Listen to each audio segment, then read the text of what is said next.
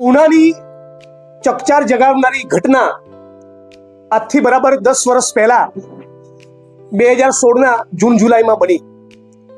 ઉનાની બજારમાં જાતે બની બેઠેલા કેટલાક ગૌરક્ષકો જે મૂળ તો અસામાજિક તત્વો હતા એ લોકોએ મોટા સમજદાર ગામના બાલુભાઈ સરવૈયા, એમના દીકરાઓ, એમના પરિવારજનોને જે ગાયનું સિંહે મારણ કર્યું હતું એ ગાયના નામે એમની ઉપર હિંસા કરી ઉનાની બજારમાં ધોળા દિવસે ગાડી સાથે બાંધી અમાનવી રીતે જાણે એમનો જીવ લઈ લેવાનો હોય, જાણે એમની હત્યા કે ખૂન કરવાનો હોય એવા આશયથી એક ષડયંત્રના ભાગરૂપે એમની ઉપર હુમલો કર્યો.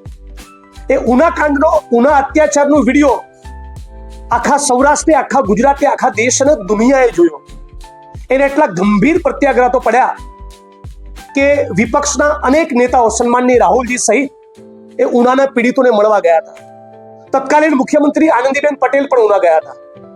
અમદાવાદથી ઉના સુધીની એક ઐતિહાસિક દલિત અસ્મિતા યાત્રા, 400 કિલોમીટરની પદયાત્રા, વાહન યાત્રા અમે પણ કરી અને 15મી ઓગસ્ટનો તિરંગો ઉનાની ધરતી પર લહેરાવ્યો હતો કે આ ઉના, આ ગુજરાત, આ દેશના ગરીબોનું, પીડિતોનું, શોષિતોનું, વંચિતોનું, દલિતોનું પણ છે. આજે ઘટનાને બરાબર 10 વર્ષ થયા. હમણાં 4 દિવસ પૂર્વે જ સમાજ કલ્યાણ વિભાગની બજેટમાં ભાગ લેતી વખતે મેં સરકારને સવાલ પૂછ્યો, સમાજ કલ્યાણ વિભાગના મંત્રીશ્રીને સવાલ પૂછ્યો કે આનંદીબેન પટેલે ઉના જઈને ઉનાના પીડિતોને જે વચન આપ્યા હતા, ફાસ્ટ ટ્રેક કોર્ટમાં કેસ ચાલશે, પીડિત પરિવારોને સરકારી નોકરી મળશે, ખેતીની જમીન મળશે, આમાંના એક પણ વચનનું પાલન કર્યું છે? સરકાર પાસે કે મંત્રી પાસે કોઈ જવાબ નહોતો. અને આજે એનો ચુકાદો આવ્યો છે અને 42માંથી 5ને બાદ કરતા 36-37 આરોપીઓને નિર્દોષ છોડી દેવામાં આવ્યા છે. ઉનાના જે પરિવારજનો ઉપર બાલુભાઈ સરવૈયા, વશરામભાઈ, રમેશભાઈ સરવૈયા, એ પરિવાર પર જે હુમલો થયો, જે હુમલાનો ભોગ બન્યા, એ પૈકીના વશરામભાઈ સાથે મારી હમણાં જ વાત થઈ.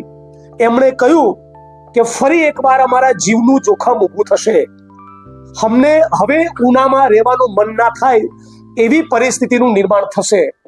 ઓલરેડી ગઈકાલે કેટલાક લોકોએ વિડીયો અને રીલ બનાવી જોયું, અમારું શું ખાડી લીધું એ પ્રમાણેની આડકતરી ચેલેન્જ અમને ઓલરેડી આપી દીધી. આ બાબતે હમણાં જ મેં ગીર સોમનાથના પોલીસ વડા સાથે વાત પણ કરી. આરોપી, ઉના કાંડના આરોપી પૈકીના એક આરોપી ઉપર એવો પણ આરોપ છે કે છેલ્લા 15 દિવસ પૂર્વે ઉનાના જ એક પોલીસ કર્મચારીને પણ માર્યા. મતલબ કે રાજ્યનું પોલીસ અને પ્રશાસન આ પીડિત પરિવારો આત્મસન્માનપૂર્વક જીવન જીવી શકે એટલું સુનિશ્ચિત કરવામાં નિષ્ફળ ગયા છે. લગભગ પ્રત્યેક આરોપીને વશરામભાઈ સરવૈયા, બાલુભાઈ સરવૈયા, ભોગ બનનારા પરિવારોએ તમામ આરોપીને બરાબર ઓળખી પાડ્યા હતા અને જડબે સલાક જુબાની આપી હતી. અને છતાં 36-37 આરોપીઓને એ નિર્દોષ છોડી 5 વર્ષની સજા એ ફક્ત 5 લોકોને કરવામાં આવી છે. એટલે ઉનાના પરિવારજનોનું, ઉના કાંડના પીડિત પરિવારોનું કહેવું છે કે આ ચુકાવાથી એ ખૂબ નિરાશ થયા છે, ભાંગી પડ્યા છે. હું પણ આ આંદોલનનો એક હિસ્સો હોવાના નાતે સમગ્ર ગુજરાતની દલિત ચળવળ, આંબેડકરાઇટ ચળવળ વતી કહું છું કે અમને પણ આ ચુકાદાના પગલે ખૂબ નિરાશા સાંપડી છે, બહુ જ દુઃખ થયું છે. ન્યાયતંત્ર પાસેથી, ન્યાયતંત્રનું સન્માન કરું છું, પણ પોલીસ પ્રશાસન, ન્યાયિક સિસ્ટમ પાસેથી અપેક્ષા એવી હતી કે તમામ આરોપી જેમણે પણ આ ઉનાના પીડિત પરિવારોને બેરહેમી પૂર્વક છડે ચોક, ધોળા દિવસે ઉનાની બજારમાં પોલીસ સ્ટેશન, પોલીસ કર્મચારીઓની સામે માર્યા છે, એમને બધાને સાબરમતી સેન્ટ્રલ જેલના સળિયા પાછળ મોકલી દેવામાં આવશે અને એક ઐતિહાસિક ચુકાદો આવશે જેનાથી દાખલો બેસે કે આ પ્રમાણે કોઈ પણ આદિવાસી, દલિત, ગરીબ, વંચિત સમુદાયનું આત્મસન્માન તમે છીનવવાની કોશિશ કરશો, આ પ્રમાણે હુમલો કરવાની કોશિશ કરશો તો આપણું તંત્ર ચલાવી નહીં લે. પણ એવો ચુકાદો કોઈ જોવા મળતો નથી. દુઃખ સાથે એ કહેવું પડે છે કે વર્ષ 2018 અને 2023માં જ્યારે પણ આરોપીઓ પૈકીના અમુક બેલ લઈને આવ્યા તે લોકોએ ફરી આ પરિવારજનો પર હુમલો કર્યો. 2016માં મૃત પશુના ચામડું નિકાલનું કામ કરવા બદલ જે પરિવારોને માર્યા હતા એ જ પરિવારના 2 દીકરાઓ પર આરોપીઓએ 2018માં અને 23માં ફરી હુમલો કર્યો.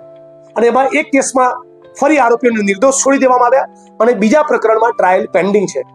હું રાજ્યની સરકાર સમક્ષ સમગ્ર ગુજરાતના 50 લાખ દલિતો વતી એક ગુજરાતના ન્યાયપ્રિય નાગરિક તરીકે, કોંગ્રેસ પક્ષ તરીકે અને જેને ઉનાળાના આંદોલનમાં એક મહત્વની ભૂમિકા ભજવી છે એવા એક આંદોલનકારી તરીકે હું ગુજરાતના માનનીય મુખ્યમંત્રી અને ગુજરાતની સરકારને વિનંતી કરું છું કે જો તમારા ઈરાદામાં ખોટ ન હોય તો તાબડતોબ આ ચુકાદાને સરકાર દ્વારા હાઈકોર્ટમાં ચેલેન્જ કરવામાં આવે. હાઈકોર્ટ સુપ્રીમ કોર્ટના senior most criminal side practice કરનારા એમિનન્ટ સિનિયર કાઉન્સિલને રોકી પીડિત પરિવારો જેનું નામ આપે એવા સિનિયર તાત્કાલિક અસરથી આ ચુકાદાને હાઈકોર્ટમાં પડકારવામાં આવે અને પીડિત પરિવારોના જાનમાલની સુરક્ષા સુનિશ્ચિત કરવામાં આવે અને પીડિત પરિવારોને વર્ષ 2016માં આનંદીબેને જે વચન આપ્યા હતા, ખેતીની જમીન અને સરકારી નોકરી આપીશું, એ વચન પૂરા કરવામાં આવે.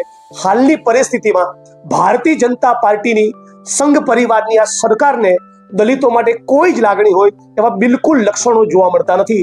છતાં હું ઈચ્છું છું કે સરકાર આ ઘટનામાંથી સબક લઈ આપણા ગુજરાતમાં રવિશંકર મહારાજ, ઠક્કર બાપા, ઇન્દુલાલ યાજ્ઞિકના ગુજરાતમાં ફરી ઉનાકાંડ જેવી કોઈ ઘટના ન બને એ સુનિશ્ચિત કરવા સમાજમાં એક સબક જાય કે દલિત આદિવાસીઓના આત્મસન્માન સાથે ખિલવાડ કરવો એ નહીં ચલાવી લેવામાં આવે અને ફરી એકવાર બધા આરોપીઓની સામે કડક કાર્યવાહી ન્યાયતંત્ર કરે. એટલા માટે રાજ્યની સરકાર તાત્કાલિક અસરથી હાઈકોર્ટમાં આ ચુકાદાને પડકારે, એને ચેલેન્જ કરે, એની સત્તાવાર જાહેરાત કરે એવી હું અપેક્ષા રાખું છું.